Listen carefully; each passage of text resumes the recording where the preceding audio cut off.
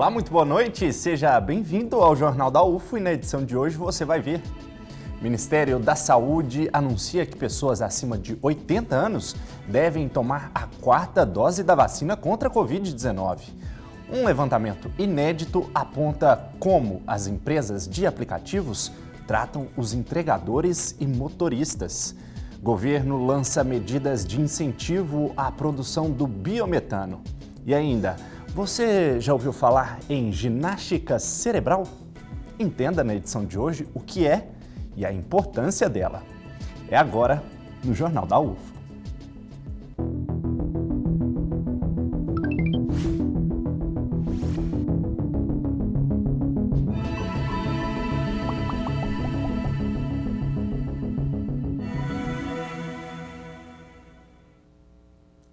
Idosos não vacinados contra a Covid-19 têm até 18 vezes mais chances de morrer da doença do que os imunizados. O Ministério da Saúde anunciou hoje que pessoas acima de 80 anos devem tomar a 4ª dose da vacina. A decisão foi anunciada em uma rede social do Ministério da Saúde, que recomendou que os idosos acima dos 80 anos recebam mais uma dose de reforço. O intervalo deve ser de 4 meses desde a última dose. Foi o que fizeram os nonagenários Samuel e Dora. Para proteger da doença, né? Feita para a gente, não para burros. Uma análise feita pelo jornal Folha de São Paulo mostrou que o risco de morte pela Covid-19 entre os idosos não vacinados é até 18 vezes maior do que entre os vacinados. A conclusão foi baseada em um cruzamento de informações de dados do Ministério da Saúde com os registros de mortes e internações de dezembro do ano passado até fevereiro deste ano. No começo da circulação da variante Ômicron, as mortes de brasileiros acima dos 60 anos não vacinados aceleraram, enquanto os óbitos entre os imunizados estavam em queda. Quando você reúne essas duas circunstâncias, ser idoso e não ser vacinado, você na verdade está tendo uma sinergia de dois efeitos graves, né, que representam risco de mortalidade por Covid. E essa é a razão por que a gente tem essa diferença tão grande. Aqui em São Paulo, a imunização dos idosos com uma nova dose de reforço foi recomendada pelo Comitê Científico do Estado, que já havia verificado que o índice de mortalidade nesta faixa da população durante a circulação da variante Ômicron era maior do que nos outros 2 picos da pandemia, em 2020 e 2021. E com a chegada do frio, a recomendação é para tomar também a vacina contra a gripe. Os adultos podem, por estudos que foram demonstrados no mundo inteiro, podem tomar as 2 doses simultaneamente, concomitantemente. Ou seja, aqueles idosos que vão fazer a sua 4ª dose de reforço da Covid também aproveitem essa oportunidade, estando na unidade básica de saúde, e pode tomar a vacina da influenza, da gripe. Manuel e Nereide fazem questão de estar com todas em dia. Se passou a pandemia, fica endemia, né? E o que é endêmico tem que ser tomado cuidado, tomar vacina para se preservar. Como tem a vacina da tuberculose, da gripe forte, da influenza, né? Vamos fazer a influenza fora. Falou tudo o seu Manuel, hein? E agora então vamos ver os números atualizados da Covid-19 em Uberlândia. Na tela, o último boletim epidemiológico divulgado pela Prefeitura. Nele a gente pode perceber que 26 pessoas testaram positivo para a doença nas últimas 24 horas, mas um óbito foi confirmado. E ao todo são 3.339 vidas perdidas desde o início da pandemia. 33 pessoas estão internadas neste momento e a ocupação dos leitos de UTI destinados à Covid na rede municipal é de 30%. E olha só, um projeto de lei sancionado pelo presidente Jair Bolsonaro permite ao SUS receitar medicamentos sem o aval da Agência de Vigilância Sanitária, a Anvisa. Mas a medida é vista com preocupação por especialistas, que temem pelo risco de uso inadequado de remédios. A lei publicada ontem no Diário Oficial altera a regulação de remédios no SUS em 2 casos.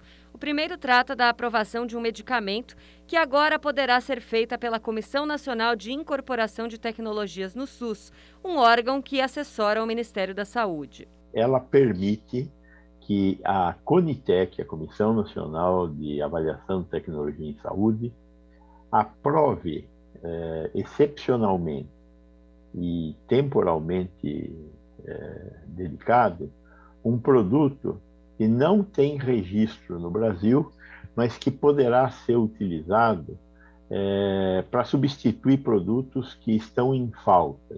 A segunda refere-se à inclusão de finalidades na bula do remédio. Antes, a Anvisa só realizava o processo após pedido do fabricante. Agora, a CONITEC poderá tomar a iniciativa.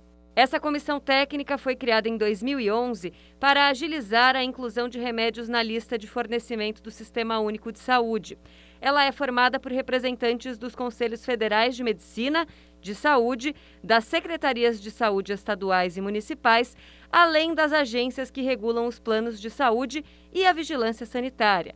Até agora, ela só podia incluir o que já tinha registro na Anvisa. Todas essas práticas, né, que envolvem segurança da saúde, que envolvem a saúde da população, elas têm que ser rigorosamente realizadas, né? Elas não podem ser atravessadas, né, serem atravessadas por interesses políticos, partidários e momentâneos, tais como nós vimos, do tipo cloroquina, né? Cloroquina é um ótimo medicamento, mas inadequada para tratar a Covid-19. Criada em 1999, a Anvisa é um órgão regulador reconhecido internacionalmente. A excelência técnica e a autonomia em relação ao governo de seus integrantes são os fatores que fazem com que ela figure como referência ao lado de agências reguladoras de Estados Unidos e Europa, justamente por trazer segurança à saúde da população brasileira. Anular o papel da Anvisa nesses dois casos pode trazer riscos, como o uso inadequado de medicamentos, na opinião do fundador da agência, Gonzalo Vecina. Ele ainda diz que justificativas como a de desburocratizar processos não são razoáveis. Não é necessária fazer a desburocratização. E existem também canais alternativos para quando existe a necessidade de celeridade, como aconteceu recentemente, por exemplo, na aprovação de vacinas. Então, essa desculpa não é uma desculpa, é uma má intenção das pessoas que discutiram e aprovaram esta lei. E agora, um dado preocupante.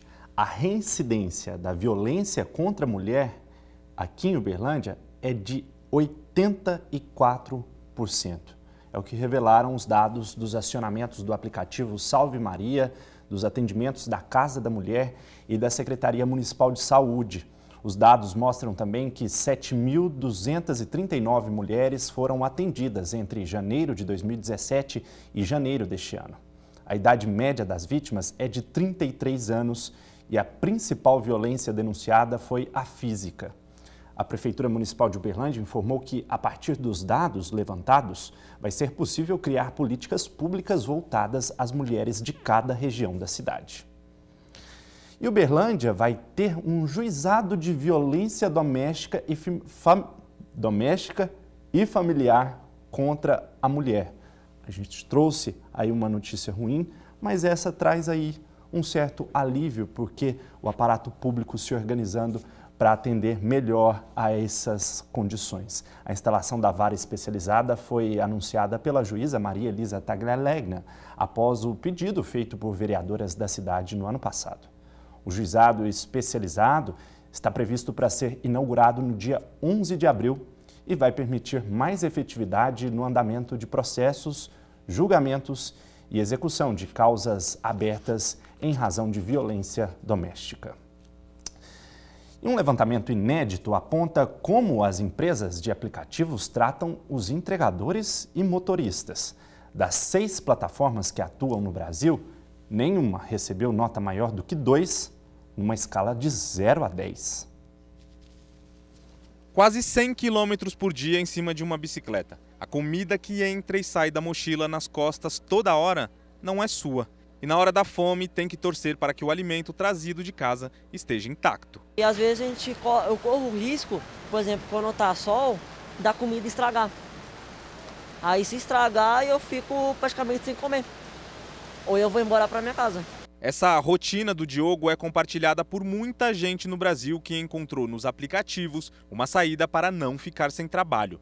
E o retrato desse mercado por aqui continua longe do ideal. É o que mostra uma pesquisa feita com plataformas de entrega em 27 países. Os pesquisadores elaboraram um índice de 0 a 10 com critérios como remuneração, contratos e condições gerais dos trabalhadores. Das 6 plataformas avaliadas que operam no Brasil, nenhuma alcançou nota maior do que 2. Talvez o Brasil se assemelhe mais às plataformas de Bangladesh. Se você pegar o relatório de Bangladesh, você vai ver uma situação muito semelhante, algumas plataformas com 0, alguma com 1, alguma com 2. E ainda abaixo de países como África do Sul, Gana, Quênia, Índia, Indonésia, isso sem considerar a Alemanha, Inglaterra, que a gente está também. O Júnior não precisa pedalar, mas os preços proibitivos da comida e da gasolina tornam o trabalho quase inviável. E não é só isso. Entendeu? A gente trabalha no seco mesmo. Se quebrar a moto, se acontecer alguma coisa, nós precisamos de uma ajuda, tem que ligar para a família, alguém, porque eles mesmos não ajudam. O que os pesquisadores apontam no estudo é que, apesar de operarem há anos por aqui e recrutarem uma imensidão de trabalhadores, as plataformas só cresceram em número, não em qualidade. E se elas realmente pretendem ser o futuro do trabalho, esse é um dilema que não pode mais esperar para ser resolvido. A grande questão envolvendo esse tipo de trabalho é que a forma de trabalhar ela é estipulada exclusivamente pelas plataformas. O ideal seria essa categoria ter um pouco mais de voz, né? Um pouco mais de participação nessas decisões tomadas por essas plataformas. Além de uma remuneração que seja decente, que garantam políticas de saúde e segurança aos trabalhadores, proporcionem rede de segurança. Esses são os grandes desafios que para nós é o básico para a dignidade humana. E o governo lançou medidas de incentivo à produção do biometano, que pode substituir a gasolina e o diesel, grandes poluidores da atmosfera. E já tem fabricante de veículo de olho nesse mercado. Quem olha este trator não imagina que ele é movido a dejetos. O modelo pioneiro no uso de biometano como combustível acaba de chegar ao mercado brasileiro. Segundo o fabricante, o desempenho é igual ao de um veículo tradicional, mas em relação à poluição sobram vantagens. Eu tenho a redução no trator, que é uma redução não tão significativa em relação a todo o contexto, a todo o ecossistema, em relação ao diesel, ele reduz ali entre 20% a 40%.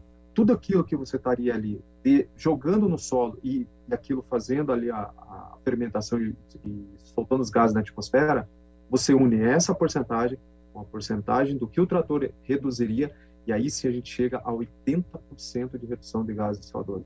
O biometano é produzido a partir da purificação do biogás, gerado com a compostagem do lixo, um combustível novo feito a partir de uma fonte de energia alternativa e que acaba de ganhar um impulso do governo. Um pacote de medidas prevê incentivos ao mercado de carbono por meio do crédito de metano, além da implantação de estruturas para a produção do biogás e biometano. Para isso, foi suspensa a cobrança de PIS/COFINS na compra de máquinas e equipamentos. O tema entrou na agenda federal como parte dos compromissos assumidos pelo Brasil na Conferência do Clima. Ao estimular o uso do metano como fonte de energia e combustível, o governo quer reduzir as emissões desse tipo de gás no país. A meta definida na COP26 no ano passado prevê baixar as emissões globais em 30% até 2030 em relação aos níveis de 2020. Mas este professor do Instituto de Energia e Ambiente da USP alerta que a solução não é a ideal. É necessário que o governo tenha essa visão estratégica de não depender, dos combustíveis fósseis a partir do petróleo e buscar alternativas domésticas. Mas é importante sempre lembrar que no caso do metano, nós estamos queimando um gás, utilizando um combustível que acaba gerando CO2. Esse CO2 ele não é recapturado. Um estudo feito pelo Instituto Nacional de Meteorologia comprova o aumento constante das temperaturas nos últimos 90 anos. e a ocorrência de tempestades no país, principalmente nas últimas décadas. As medições foram feitas entre 1931 e 2020. Os temporais que destruíram Petrópolis e mataram mais de 200 pessoas na região serrana do Rio de Janeiro podem não ser um fenômeno isolado. O aumento das temperaturas e a maior evaporação que elas causam ajudam a explicar essa e outras tragédias que se repetem país afora. O aquecimento aconteceu nas temperaturas mínimas, médias e máximas em todas as regiões do país. As mínimas ficaram mais altas em Cuiabá e em São Paulo. A temperatura média ficou mais alta em Belo Horizonte e Curitiba. Já as temperaturas máximas ficaram mais altas principalmente na região Nordeste. Em Fortaleza, elas ficaram maiores em todos os meses do ano. A maior elevação ocorre em agosto e setembro. A influência do homem pode ser, sim, um dos grandes causadores desses aquecimentos que a gente está comprovando agora com o lançamento das normais climatológicas. O estudo aponta ainda que houve aumento na quantidade de dias de temporais com potencial para transtornos, aqueles com volumes acumulados entre 80 e 100 milímetros, e aponta como causa os efeitos da ação humana e da urbanização. Na capital paulista, comparando os resultados das duas últimas décadas, os dias com chuva entre 80 e 100 milímetros mais que triplicaram, passando de 2 para 7. Entre 1961 e 1970, por exemplo, não houve registro de chuva acima de 100 milímetros. Na última década, foram 7 dias. Será que São Paulo ainda é a terra da garoa? Provavelmente não.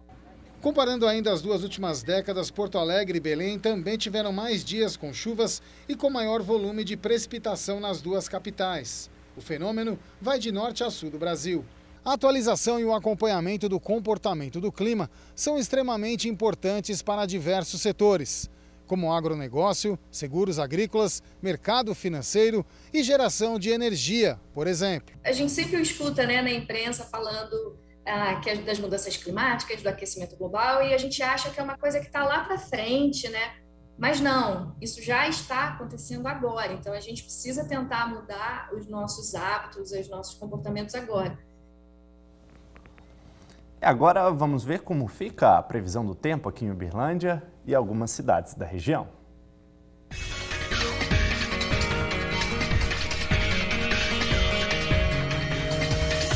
A sexta-feira em Uberlândia será de sol com algumas nuvens. Não chove. Temperatura mínima de 19 graus e máxima de 31. Ituiutaba terá um dia de sol com poucas nuvens e sem chuva. Temperatura mínima de 22 e máxima de 34 graus. Patos de Minas terá uma sexta-feira com sol e poucas nuvens. Não chove. Mínima prevista de 16 graus e máxima de 32. Monte Carmelo terá um dia com sol e não chove. Temperatura mínima de 17 e máxima de 30 graus. Prata terá um dia de sol com algumas nuvens. Não chove nesta sexta. A temperatura fica entre 22 e 34 graus. Você já ouviu falar em ginástica cerebral? É uma forma de estimular a mente para auxiliar no desenvolvimento cognitivo. Muito importante, principalmente para as crianças. Muito se fala em exercitar o corpo, mas se tem um músculo que precisa ser estimulado com frequência é o cérebro. Isso em qualquer idade. Marte, Júpiter, Vênus. Laura sabe bem da importância deste estímulo, por isso faz da rotina com os filhos um mundo de descobertas e aprendizagem. Os brinquedos pedagógicos são feitos por ela, muitas vezes com material reciclável. Antes de pensar nisso, eu estipulo sempre que a presença seja algo inegociável. Então, para eu estar fazendo esse brinquedo, eu preciso estar junto, para fazer junto com eles esse brinquedo.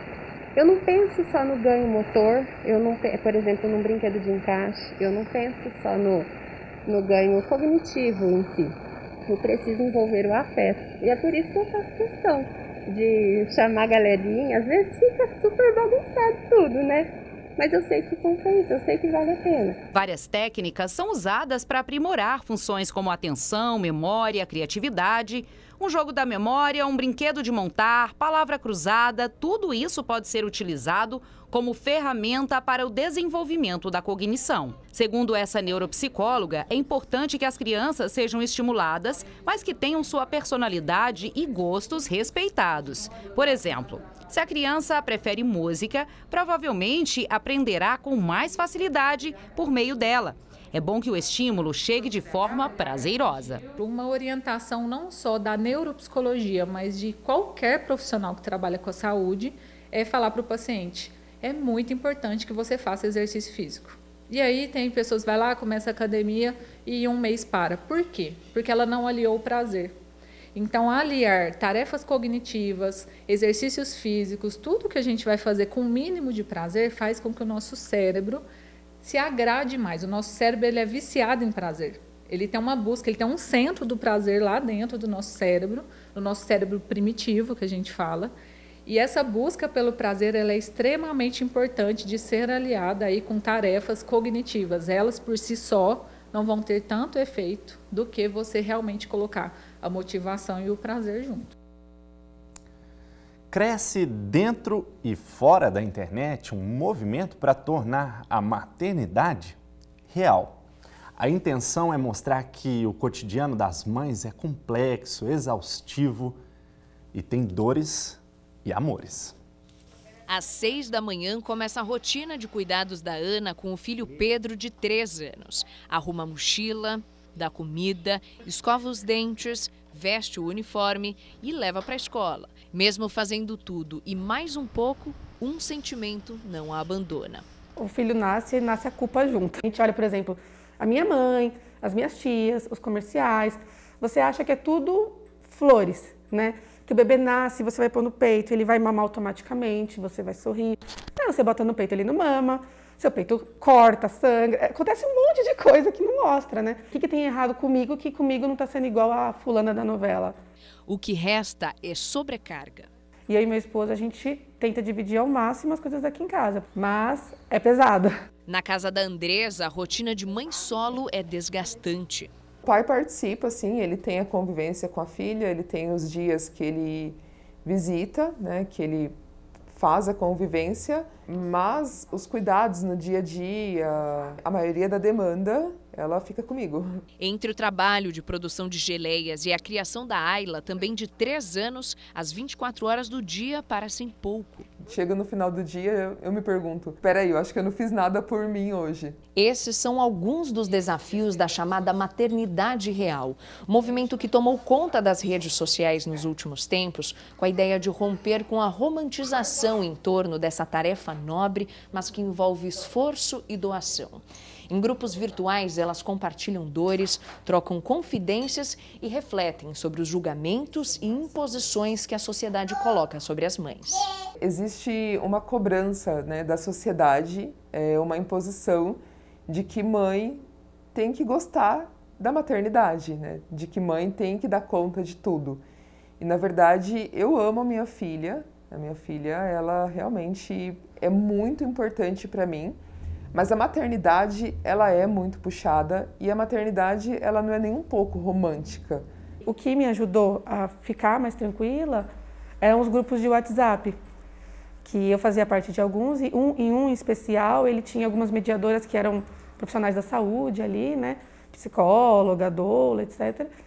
E que lá a gente podia, assim, despir a alma e falar tudo o que estava sentindo, a gente não era julgada. Para esta psicóloga, a autocompaixão deveria vir com a gravidez. A autocompaixão é você conseguir encarar seus erros como parte do processo, como naturais. E é importante lembrar que para cuidar do outro é preciso primeiro estar bem. Não é porque nasceu uma mãe que morreu uma mulher, que morreu uma pessoa, que morreu uma história de vida. Então, que essa pessoa saiba resgatar isso tudo. Nós somos seres humanos, nós temos uma vida além da maternidade. O Jornal da UFO vai ficando por aqui. Logo mais às 9 da noite tem o Jornal da Cultura e amanhã às 7 temos um encontro marcado. E a gente te espera. Uma excelente noite para você e até amanhã.